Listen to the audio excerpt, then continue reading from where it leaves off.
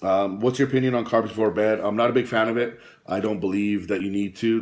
I don't find you don't need to. Even if you're a hard gainer, I would rather place those carbs somewhere else at a different time of the day, around your workouts or elsewhere. For most people, yeah, most people they don't need carbs before bed. I find that for most people, I never have carbs before bed. It's always protein, fat. So let's see. How important is fasted cardio to me? Fasted cardio is very important to me. On paper, it hasn't shown to be that much more productive than than being fasted or non-fasted. To be honest with you, mentally, I like it. I think to me, it makes more sense doing it. I think one of the main reasons actually to do fasted is to do it away from your workouts, so your workouts don't suffer. That's I think one of the big bonuses about it. So, like for example, you'll do your fasted cardio when you get up, whatever 7, 8 in the morning, and then you won't train till later, 3 or 4. Well, at least you'll have 3 meals in between that time, and it's not that close to your workout. So I think that's why that's a big bonus of doing fasted. It's earlier in the day, away from your training, so your training doesn't suffer at all, and you've had a couple meals and you're full of energy, ready to go. Let's see. How old are you? Good question. How old do you think I am? No, all kidding aside, I'm actually turning 40 this year. I don't feel it. Age is just a number, to be honest. I've only been training for 6 years, so body wise, my body looks very fresh. I feel very fresh. Just besides, a little nerve damage in my back, which I guess I was born with that. Other than that, I'm good. I'm ready to go. I'm sure age will still catch up to me eventually, but I give myself a good 5 years, competing at this level. And, it's only been training for 6 years. I'm still making lots of improvements. So, I still find I'm improving every year. I find once you stop improving, maybe it's kind of hard. It's, maybe time to hang them up then. But I give myself a good 5 years. I think I can have a good run at this.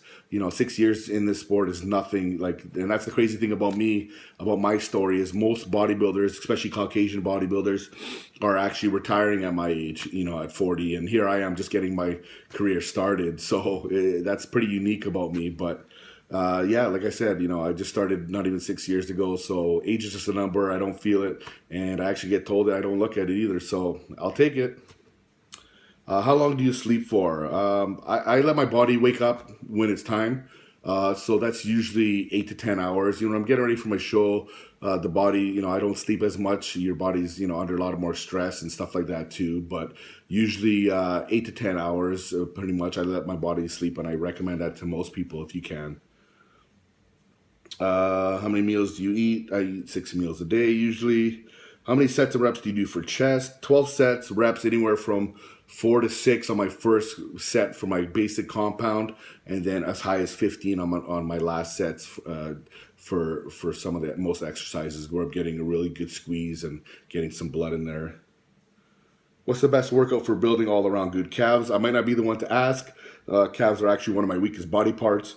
I've been trying to bring them up, and I find that training them every day or every second day has been helping a lot. And definitely, like all my training, full range of motion. A big believer of that is, full stretch at the bottom, full squeeze at the top. I see way too many guys loading up all these machines with so many plates and just bounce, bounce, bounce. Well, that's not doing nothing. It's just like any muscle. You need a good stretch and a good squeeze, full range of motion. And I find that's really been bringing them up. And I find that calves do like volume. So every day, every second day.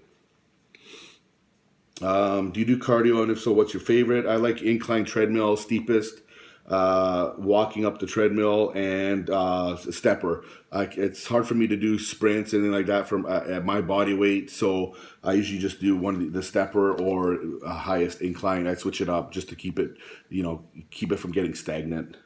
Do you train heavy or lighter and squeeze? I do a little bit of both. Like I said, I do mostly heavy though, but and then I always like to do end off with a little bit of lighter set where I'm getting really good squeezes and good contractions. But I'm always trying to go for that squeeze. It's just like it's just that when you're going really heavy, it's harder to get that squeeze. But I'm always actually trying to get that squeeze, that contraction. Always thinking about contracting the muscle, not just moving the weight. I need my chest size to improve. I lift heavy, but I need it to grow. What can I do? Well, make sure your form is good there first. Just because you're strong doesn't necessarily mean the muscle's going to be strong. You could be involving a lot of secondary muscles involved, your shoulders, your triceps. So make sure you're doing your form is there first. Retract your shoulder blades, keep them back, and that'll put emphasis on your chest. And then other than that, just try different things, try different angles, try different rep ranges, try lighter weight and get more squeeze. You can try pre-exhausting. The key is to try different stuff. Just keep trying different things and see what works. Different machines, different angles. That's what I do. I'm always playing around with different things to try different stimulation, and that's the key. Don't just go in there and keep trying the same thing day in, day out. Try different stuff. You know what I mean? No one says you need to do flat bench press. There's so many other tools. There's dumbbells. There's hammer strength. There's Smith machine. There's a lot of other tools out there. If it's not working, try something different. What do you think about heavy duty? I guess you're talking about heavy duty, the Mentor program. It's okay. It worked for him. I think Dorian, he kind of used that style too, and you can't complain.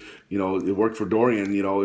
But basically it was six. It was usually I think one all-out set, 6 to 9 reps around that range, and he incorporated a lot of things that I like to incorporate actually in my training thing too. Is force reps, negatives, and rest pauses. I definitely incorporate a lot of force reps and negatives.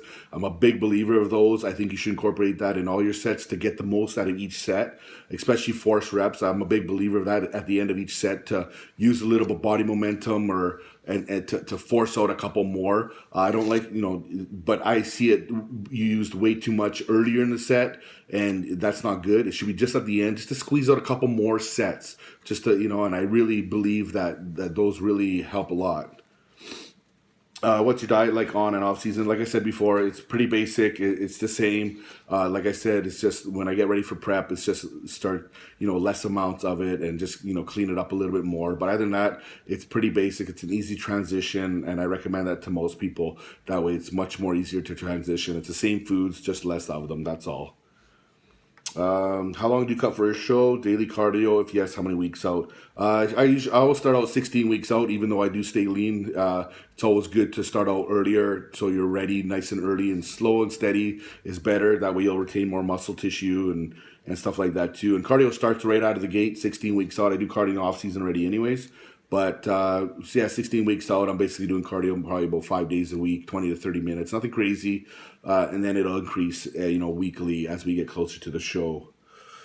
In your opinion, what's better for gaining mass? Lifting as heavy as possible as you can, or focusing more on mind-muscle connection while still lifting fairly heavy? Probably a combination of both, but probably more so focusing more on mind-muscle connection while still lifting fairly heavy. I do believe you still need to lift heavy, but you also need to lift, you also need to get that mind-muscle connection. You have to focus on contracting the muscle, not just lifting the weight like too many people do. They're too concerned about lifting the weight. Try to really contract the muscle, while doing so. And you got to lift a certain amount of weight. You can't go too light where where it's not gonna, stimulate too much muscle. But you don't want to go too heavy either, where you're starting to involve too much momentum or secondary muscle groups. So if you get injured, would you work around it?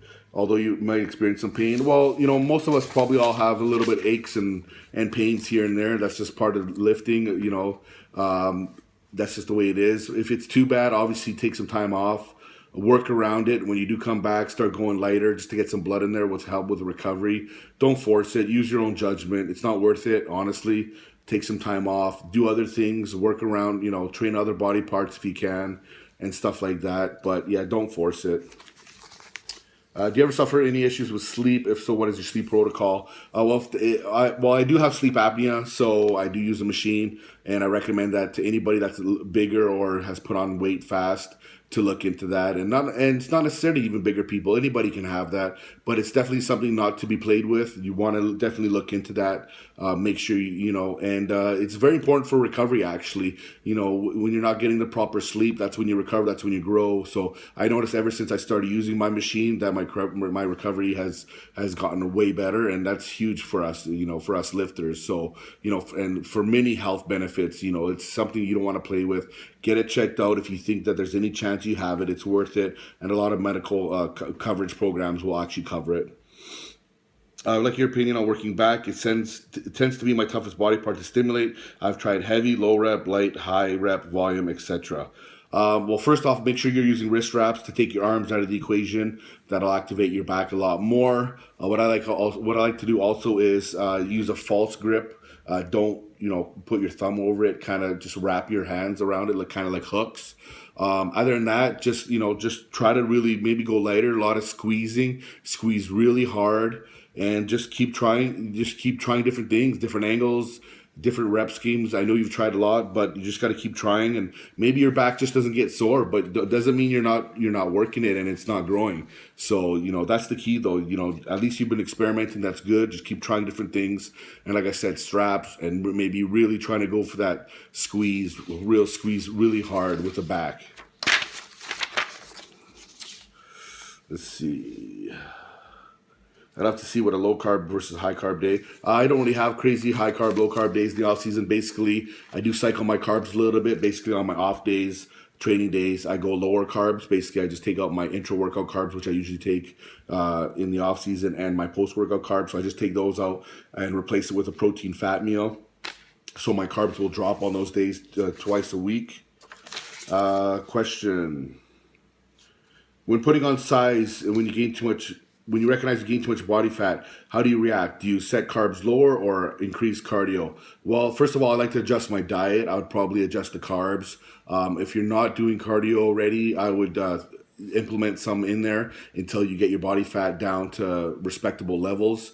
But usually just the diet, I tweak the diet a little bit. And that's why I find off-season cardio is very important. It's good for your heart health. Also, it keeps you insulin sensitive, meaning, you'll absorb the carbs better, more efficiently, so less chance to turn into fat.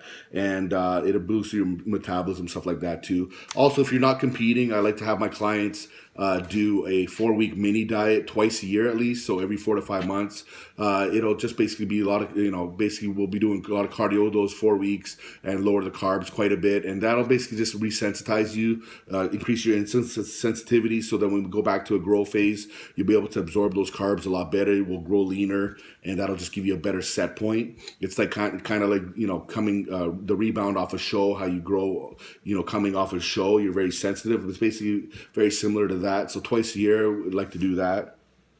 Question based on overall leg development. I know narrow stance on a leg press would help develop the outer sweep of the quads more, but would the opposite hold true for the inner thighs? Definitely. Wide stance, very deep. Make sure you go very deep and very wide. I never did adductor work, when for the first majority of my years, and I got pretty good inner thighs, and I contribute that to deep, very wide squats. So it's two extremes. It's very narrow for the narrow stance and very wide. I like to do, extremes both. And that way it'll hit both the inner and the outer, and make sure you go very deep. How would you recommend training in a balance for strength and body parts, arms, for example? I would probably throw in a couple of extra sets at the end of the arm workout to try to bring up the weaker arm, and try that, twice a week or whatnot on arm day, and see if it'll come up. Other than that, just keep doing what you're doing, and hopefully the weaker arm will come up. I'm sure it will. But a couple sets probably at the end of each workout for the next little while. That I would definitely probably try that. That might help.